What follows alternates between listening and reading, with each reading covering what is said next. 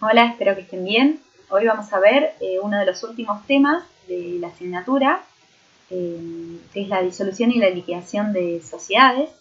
Eh, Vieron que a lo largo de la asignatura vimos las distintas formas de constituir la sociedad, los diversos tipos societarios, cómo funcionan los principales órganos de la sociedad. Vimos al órgano de gobierno, al órgano de administración, el de fiscalización lo veremos en la próxima clase. Las diversas situaciones que se pueden generar durante la vida de la sociedad y que pueden implicar una modificación del contrato o la necesidad de reestructurarse en otro tipo social o fusionarse, ¿sí? Hoy vamos a ver el último momento en la vida de la sociedad, ¿sí? Como es la disolución y la liquidación. Pero bueno, antes de arrancar con el tema de disolución, quería hablarles un poco sobre la resolución parcial del contrato, ¿sí? Que en la misma sección de la Ley General de Sociedades se encuentra estructurado este régimen de resolución parcial y la disolución de las sociedades. Y si bien se encuentran en la misma sección, no tenemos que perder de vista que se trata de dos conceptos bien diferenciados, ¿sí? Totalmente distintos.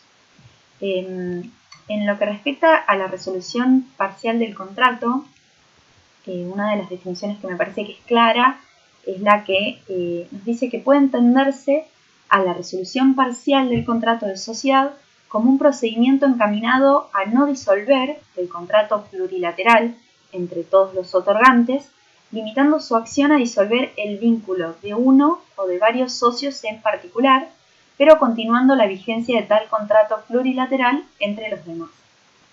Es decir, que opera cuando se produce alguna reducción en el elenco de los integrantes, modificándose el acto constitutivo sin afectar la entidad.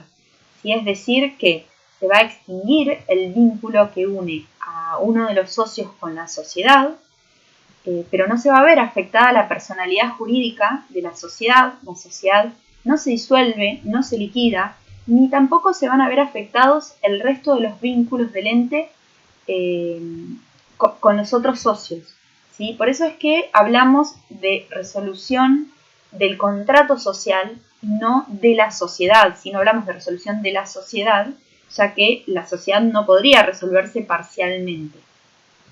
Podemos identificar diversos motivos que implican una resolución parcial del contrato, como pueden ser la renuncia o el retiro voluntario de uno de los socios, el fallecimiento de alguno de ellos o la exclusión del socio. En cuanto a la renuncia o el retiro voluntario, a diferencia de lo que ocurre con las otras dos causales, no van a encontrar un artículo específico para esto, pero por el artículo 89, que también lo vemos en disolución, nos dice que los socios van a poder prever en el contrato constitutivo causales de resolución parcial y de disolución que no están previstas en la ley. Es decir que, como les decía, si bien no se encuentra reglamentado en esta sección este motivo, resultaría admisible incluir una cláusula en la que los socios pudieran optar por retirarse de la sociedad sin explicar los motivos que los llevan a tomar esa decisión. En cuanto a este motivo, esta causa, es importante aclarar que no está previsto para el caso de las sociedades anónimas y tampoco lo tenemos que confundir con la posibilidad de ejercer el derecho de receso. ¿Sí? Lo vimos ya, el derecho de receso lo tratamos en otras unidades. Bien, otra de las causales es la muerte del socio. ¿Sí? En aquellas sociedades en las cuales la persona de los socios tiene una relevancia especial, en principio la muerte del socio resuelve el contrato de sociedad, obligando a la sociedad a reembolsar a los herederos del socio fallecido el valor de su participación. Sin embargo, la norma declara que es lícito el pacto de continuación de la sociedad con los herederos. ¿Sí? En ese caso, ese pacto va a ser obligatorio para estos, con la salvedad de que los herederos pueden condicionar su incorporación a la sociedad a que su parte se transforme en comanditaria. ¿Sí? Situación similar se presenta, y lo hablamos cuando hablamos de transformación forzosa, se da cuando se trata de herederos menores de edad, incapaces o personas con capacidad restringida que solo pueden ser socios con responsabilidad limitada.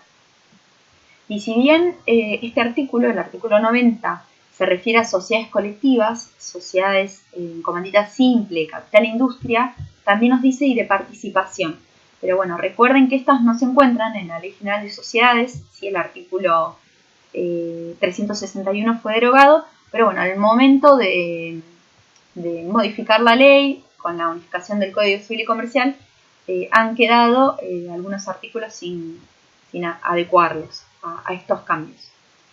Bueno, y en el caso de que me falta la CSRL, ¿sí? Si bien no se encuentran incluidas en este artículo, la solución termina siendo la misma.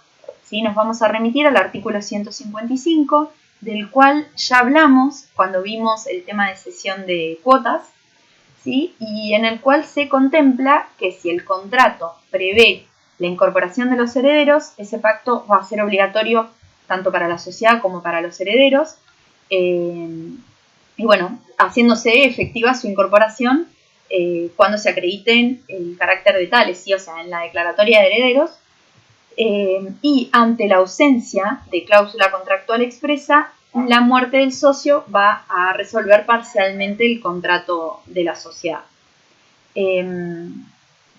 Por último, bajo el tipo social de sociedad anónima, la muerte del socio, como hemos visto cuando hablamos de sociedad anónima, no implica una resolución parcial del contrato. También es importante tener en cuenta en qué momentos produce efectos, ¿sí? La resolución parcial derivada de la muerte del socio. Y tenemos que hacer dos distinciones. Los efectos que produce respecto de la sociedad, que va a ser en el mismo momento del fallecimiento del socio, ya que se trata de una causal que opera de pleno derecho, ¿sí? Y que va a impactar en la sociedad desde el momento en que la misma toma conocimiento del fallecimiento del socio. Y a partir de qué momento va a producir efectos respecto de los terceros, bueno, a partir de que la modificación contractual se inscribe en el registro público, ¿sí? Porque la resolución parcial del contrato implica una modificación del contrato social y por lo tanto se requiere que se inscriba.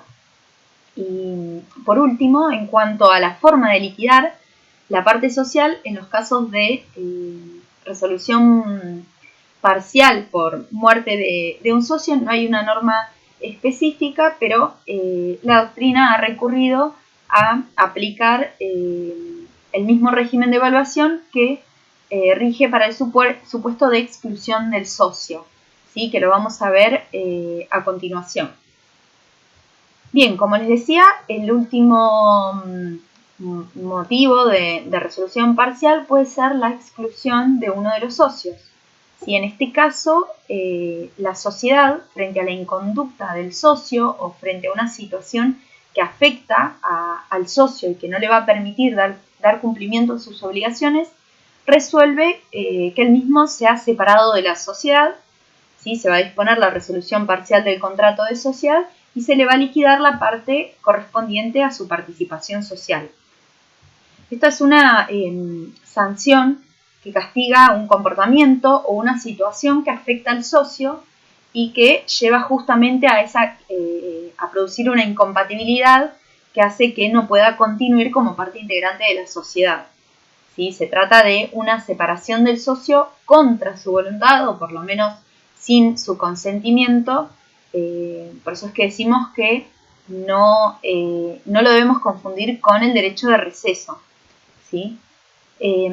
Para esto debe existir justa causa, ¿sí? Debe haber un grave incumplimiento de sus obligaciones, como puede ser que el socio use fondos de la sociedad para su propio beneficio, que destruya bienes que integran el patrimonio de la sociedad en su propio provecho, cuando asume conductas que generan obstaculización, ¿sí? Interferencia del socio para, por ejemplo, destruir la confianza que tiene que existir entre los integrantes de la sociedad, el desinterés, el abandono, la inasistencia permanente del socio a la sede social y al desarrollo de las actividades sociales, por ejemplo, cuando se trata de sociedades de 2 socios y ambos son gerentes, ¿sí? No cualquier incumplimiento es justa causa, sino que tiene que existir una gravedad y las consecuencias de ese incumplimiento tienen que tener un impacto negativo y relevante en la sociedad, ¿sí? Bien, a su vez, la circunstancia de incapacidad, inhabilitación, declaración en quiebra o concurso civil del socio también da motivo de exclusión. Tal como indica el artículo 91, tiene que ser ejercido dentro de los 90 días contados desde la fecha en la que se conoció el hecho que justifica esa separación.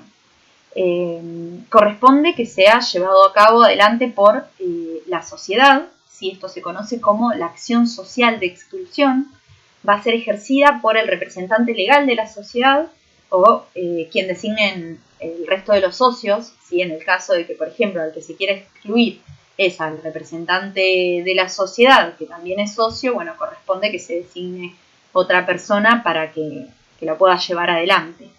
El órgano de gobierno es el que tiene que decidir sobre la promoción de esta acción con las mayorías exigidas según el tipo social del cual se trate y bueno, obviamente sin tener en cuenta el voto del socio que se va a pretender excluir. Otra forma de llevarlo a cabo es mediante la acción individual, ¿sí? Que puede ser ejercida en forma individual por cualquiera de los socios, ¿sí? Para esto en la demanda se tiene que citar a todos los integrantes de la sociedad. Una vez que la demanda de exclusión es promovida, el juez puede disponer una medida cautelar, ¿sí? Suspendiendo provisoriamente los derechos del socio que se pretende excluir, porque bueno, justamente estos hechos denunciados implican un peligro grave para la sociedad. Bien, la sentencia va a disponer si existe o no justa causa y en su efecto va a disponer la exclusión del socio de la sociedad. Esta sentencia tiene efectos declarativos y se considera que la exclusión se perfecciona a la fecha en la que la sociedad o el socio promovieron la acción. Pero no pierdan de vista de que frente a los terceros, ¿sí? Será desde que fue inscrita en el registro público. En cuanto a los efectos que se producen, la enumeración de estos efectos también se podrían aplicar para el resto de los motivos que vimos, los dos anteriores, ¿sí? Teniendo en cuenta las particularidades de cada caso. Pero bueno, como efectos que produce la exclusión del socio a través del régimen de resolución parcial, podemos decir que en la fase interna se produce la rotura del vínculo societario entre el socio y la sociedad. El socio excluido se dice que se convierte en acreedor social respecto de la liquidación de su participación societaria. La sociedad va a continuar, a pesar de que el contrato se va a resolver en forma parcial. Implica, como les decía, necesariamente una modificación del contrato. Y bueno, lo que sí se tendrá que ver es la responsabilidad del socio excluido con relación a determinadas operaciones que pueden estar pendientes de finalización. Y bueno, si bien la ley no lo estipula en forma expresa, se supone que en cuanto a la fijación del valor de la cuota liquidatoria va a estar a cargo de los administradores, se debe contar con la aprobación del órgano de gobierno, y el valor patrimonial proporcional que le corresponde al socio excluido va a ser a la fecha de exclusión, ¿sí? Y el plazo para liquidar esa parte se entiende que va a ser la que se va a establecer judicialmente en la sentencia de exclusión. Un tema que genera a veces distintas opiniones encontradas es con respecto a lo que sucede en las sociedades de dos socios, ¿sí? Es posible, ¿sí?, excluir a uno de ellos, siempre que exista justa causa y con los efectos del artículo 92, aunque se trate de sociedades de dos socios. En principio nos dice el artículo 93 que el socio inocente asume el activo y el pasivo de la sociedad. Pero bueno, les decía que este artículo presenta diversas interpretaciones, más que nada porque en su última parte nos remite al artículo 94 bis, del cual también, que vamos a ver cuando tratemos el tema de disolución, hay diversas opiniones. Pero bueno, en cuanto a lo que podría resolverse en el caso de sociedades de dos socios, en las cuales se excluye con justa causa a uno de ellos, podemos decir que el socio inocente, ¿sí?, el socio que queda en la sociedad, en principio, ¿qué va a poder hacer? Bueno, va a poder recomponer la pluralidad societaria como una de las soluciones, ¿sí?, es decir, incorporar un nuevo socio. Va a poder transformarse en una SAU, si se trata de una sociedad en comandita por acciones o en comandita simple o capital industria. Y si se trata de los otros tipos societarios, acá es donde se generan a veces diversas opiniones, ¿sí? Hay diversas opiniones de autores. Algunos dicen que la sociedad va a quedar comprendida como sociedad de la sección cuarta, ¿sí?, lo que antes conocíamos como sociedad irregular. Y para otros autores, que es la opinión que compartimos, se considera que se puede iniciar el procedimiento liquidatorio justamente porque en este caso constituiría una causal de disolución de la sociedad. Ahora vamos a ver este tema en mayor detalle cuando veamos justamente la disolución de las sociedades.